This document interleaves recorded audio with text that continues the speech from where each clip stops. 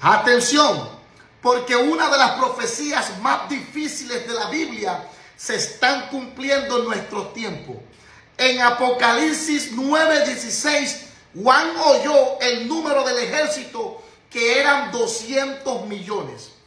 Pueblo de Dios, vamos a ver esto que está aconteciendo en nuestra generación. Mira eso. He estudiado al ejército más grande del mundo y es esto lo que casi nadie sabe. Número 1. No puedo creer estar leyendo esto, pero dice justo acá en este libro que el número del ejército de los jinetes era 200 millones. Hay 200 millones de soldados en este ejército. Ahora, si estás luchando para creer esto, imagínate lo que le habrá sucedido al apóstol Juan cuando escribió esta profecía de los últimos tiempos hace miles de años. Creemos que en el momento en el que Juan está escribiendo Apocalipsis es muy poco probable que la población mundial entera fuera de más que 200 millones de personas, probablemente menos. Pero hoy en día, cuando miramos a un mundo que tiene casi 8.000 millones de seres humanos, no parece tan descabellado, no parece tan imposible creer que algún país poderoso reclute 200 millones de soldados. La profecía de Juan tiene mucho más sentido hoy que en aquel entonces. Pero la pregunta que deberías hacerte ahora mismo es esta: ¿quién es el enemigo? ¿Contra quién va a pelear este ejército de 200 millones de soldados? Esto va a estar muy bueno. La respuesta es simple: el enemigo es Israel. Según numerosos eruditos bíblicos, Satanás desde el comienzo de la historia ha tratado de detener la descendencia de Israel y ha usado todo su poder para lograrlo. Basta con mirar los libros de historia mundial para notar que en más de una ocasión el pueblo judío está siendo perseguido, aplastado y golpeado. Pero ¿por qué Satanás parece estar tan decidido a eliminar al pueblo de Israel? Bueno, porque fracasó en su primer plan. Él quería hace 2000 años aplastar al linaje de David, aquel famoso rey judío que mató a Goliat. Él quería detenerlo porque conocía la profecía, aquella que afirmaba que del linaje de David vendría el Mesías, la persona que luego en la historia conocemos como Jesús de Nazaret. Estas profecías indicaban que él vendría a redimir a la humanidad y a traer salvación a todas las personas que lo reciban como Señor y Salvador. A pesar de sus intentos por borrar a Israel del mapa, de la faz de la tierra y hasta de asesinar bebés para evitar que Jesús naciera, la profecía se cumplió y Satanás falló. Y como falló, ahora está más decidido que nunca a cumplir su misión porque sabe que tiene poco tiempo. Y es que hay otra profecía en la Biblia que afirma que el mismo Jesús que caminó sobre esta tierra hace 2000 años regresará nuevamente. Y esos mismos pies que fueron clavados en la cruz pisarán nuevamente el monte de los olivos. Y Cristo Jesús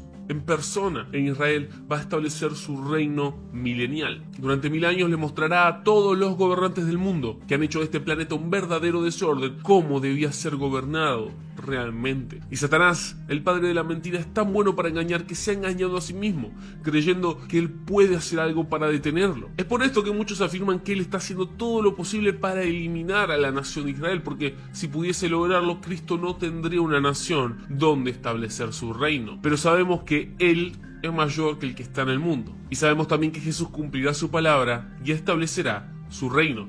Y si vos lo seguís, también vas a ser parte de aquel reino milenial algún día. Ok, me pregunto si te estás preguntando lo mismo que yo. ¿Cuáles son los países que van a poblar, que van a conformar esta aterradora milicia? Al final de este video voy a contarte quiénes, según la Biblia, formarán parte de esta terrible alianza final contra el pueblo de Dios. Y desde ya te digo que no es para nada lo que imaginas. Número 2. El campo de batalla está ubicado en el norte de Israel, en la colina de Megiddo, lugar también conocido como el Valle de Jezreel o Armagedón. Dice la Biblia: y los espíritus de los demonios reunieron a todos los gobernantes y sus ejércitos en un lugar que en hebreo se llama Armagedón. Napoleón Bonaparte dijo una vez, mientras contemplaba el Valle de Armagedón, mientras miraba sus 25 kilómetros de ancho: este es el campo de batalla más natural de toda la tierra. Armagedón ha albergado numerosas y terribles guerras en el pasado. Megiddo es donde Saúl luchó contra los filisteos y fue derrotado. Megiddo es donde el faraón terminó con el reinado de Josías, y Megiddo es donde la profetisa Débora eliminó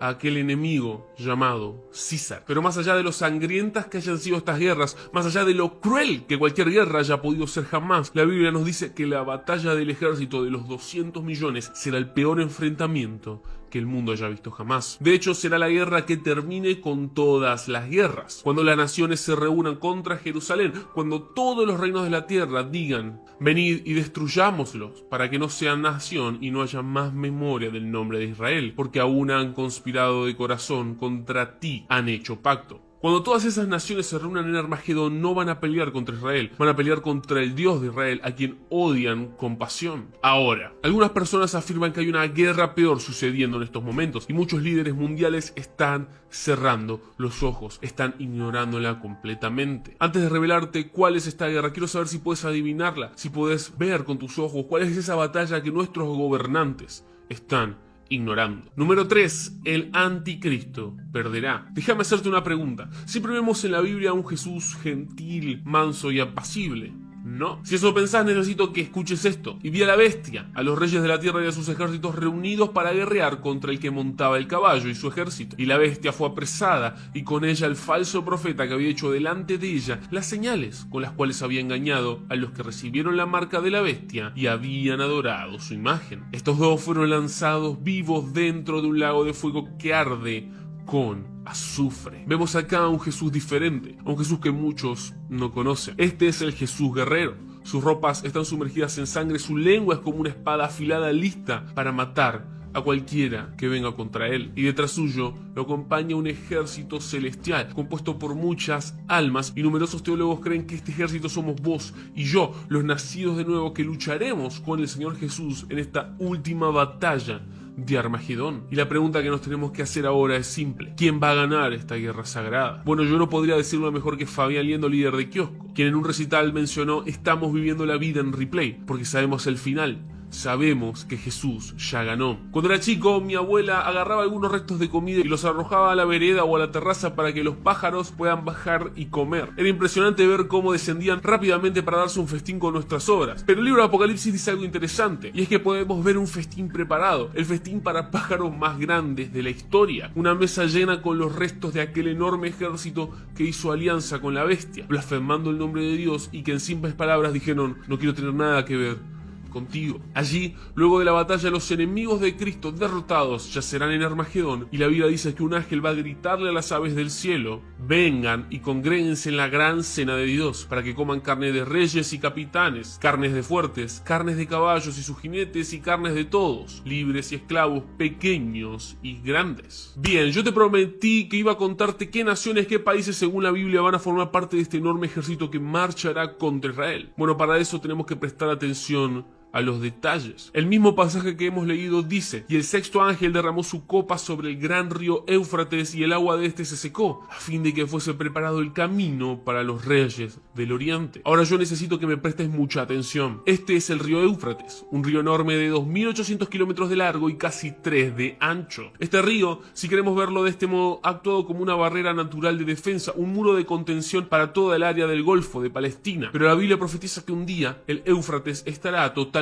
seco. No sabemos cómo sucederá. Puede que sea por acción humana, a través de represas o ingeniería novedosa, o como consecuencia natural de los desastres que sucederán en los últimos tiempos. Pero lo que sí sabemos es que el río se va a secar, y tan pronto como ese río baje, el camino, dice la Biblia, va a estar listo. Una vía libre para que este enorme ejército del este, con más de 200 millones de soldados, marche rumbo a Israel para la gran batalla final. Pero esto es lo fascinante. Esa frase, la de los reyes del este, no es la traducción más precisa. En el griego original, lo más acertado sería decir los reyes del sol naciente. Interesante, ¿no es cierto? Pensemos un segundo juntos. El sol nace por el este, y los países más orientales del mundo son conocidos por tener armamento avanzado, gran poderío y una enorme cantidad de población. Algo que podría, ¿por qué no?, formar un ejército de, no lo sé, 200 millones de personas. Como si fuera poco, no son países comparados a Occidente con tradición cristiana. 2 más 2 es 4, y es por eso que muchos teólogos o estudiosos de los últimos tiempos argumentan que los reyes del Oriente no son ni más ni menos que China, Rusia y Corea del Norte. 3 países antiguamente comunistas que cuentan con un arsenal de armas nucleares más que importante. Y seamos claros, si China, Rusia y Corea del Norte deciden marchar en una guerra mundial contra Occidente, estaríamos en un serio y verdadero problema. Pero por más interesante que suene esta interpretación, no hay nada en la Biblia que nos haga creer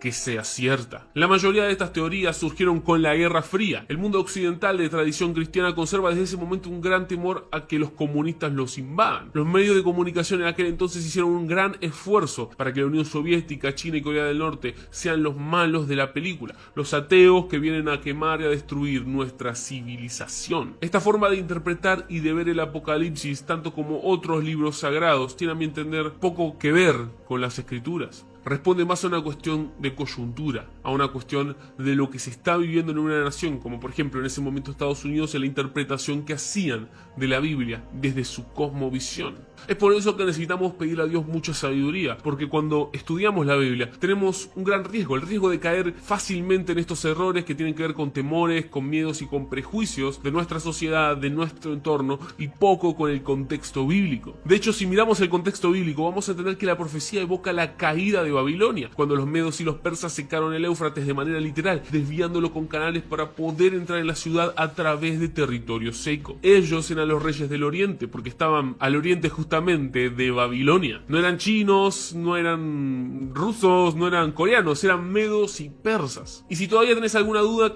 presta atención a esto, pues el poder de los caballos estaba en su boca y en sus colas, porque sus colas eran semejantes a serpientes, tenían cabezas y con ellas dañaban. La Biblia describe a este enorme ejército de manera muy particular y nos da a entender que no son humanos, al menos no como nosotros. Es un tipo de ejército distinto que podría o no tener gente en sus filas, pero que esencialmente parecen estar respondiendo a otro tipo de seres. Con todo esto sobre la mesa quiero decirte una cosa: desconfía de cualquier persona que señale a una nación o a otra. No le crees a cualquier predicador, no me creas a mí, créele a este libro, estudialo, léelo, oralo. Pero no puedo irme del video sin antes hablarte de la guerra secreta, de esta gran guerra que muchos líderes mundiales están ignorando, pero que está ocurriendo ahora mismo. Y por más irónico que suene, esta es sin lugar a dudas la guerra más importante de todas. La guerra por tu alma. La Biblia dice: amados, yo les ruego como extranjeros y peregrinos que se abstengan de los deseos carnales que batallan contra el alma. Generalmente cuando pensamos en guerra se nos viene a la mente el hambre, la muerte, la miseria y la destrucción. Pero la guerra que está sucediendo en este momento es mucho más sutil. Está teniendo más bajas que cualquier otra guerra en la historia, porque no tenemos lucha contra carne y sangre, sino contra principados, potestades y gobernadores de las tinieblas de este siglo, contra huestes espirituales de maldad en regiones celestiales. En este momento hay una guerra espiritual sucediendo, una batalla en donde se está librando el destino de tu alma y la mía. Contra reloj, el enemigo está intentando llevarse a la mayor cantidad de personas posibles, y lo está logrando. Muchísimos están siendo engañados pensando que las cosas que este mundo ofrece, dinero, fama, placeres efímeros, son las cosas más importantes de todas. Y muchos caemos en este error y nos pasamos la vida buscando estos premios para darnos cuenta que al conseguirlos no son más que humo, se desvanecen. Jim Carrey dijo una vez: desearía que todos pudieran ser famosos y tener dinero para darse cuenta que al final se hizo vacío, que la felicidad no está ahí. Lo cierto es que el sistema de este mundo a menudo nos empuja a eso, a querer cada vez más y más, una nueva experiencia, un nuevo celular, nueva ropa, nuevos amores, y como el hámster en su rueda corremos sin parar, pero también sin movernos. Perseguimos el viento y enfocamos nuestra energía en algo que vale poco y nada en la eternidad. No importa si sos o no creyente, yo sé que vas a coincidir en esto conmigo, que todo lo sagrado, lo puro, lo bueno, lo digno de aplaudir es bastardeado estos días. Cosas como formar una familia, pasar tiempo con seres queridos y similares son vistas como pérdidas de tiempo, como cosas de viejos o de tontos. Lo cierto es que esta batalla sí está sucediendo. Estamos ahí adentro, pero ¿de qué lado? Si Armagedón fuera hoy, ¿para qué ejército pelearíamos? ¿Para el de los 200 millones o para el de Jesús? Espero que esta gran información haya sido de gran interés, porque causa curiosidad, ya que en la Biblia, en el libro de Apocalipsis 9:16, habla de un ejército compuesto por 200 millones de miembros, y que estamos viendo que ahora alguien puede tener ese ejército. Me gustaría leer allá abajo en la caja de los comentarios tu opinión respecto a esto. Y para más videos como este, suscríbete, dale like y comparte. Dios te bendiga.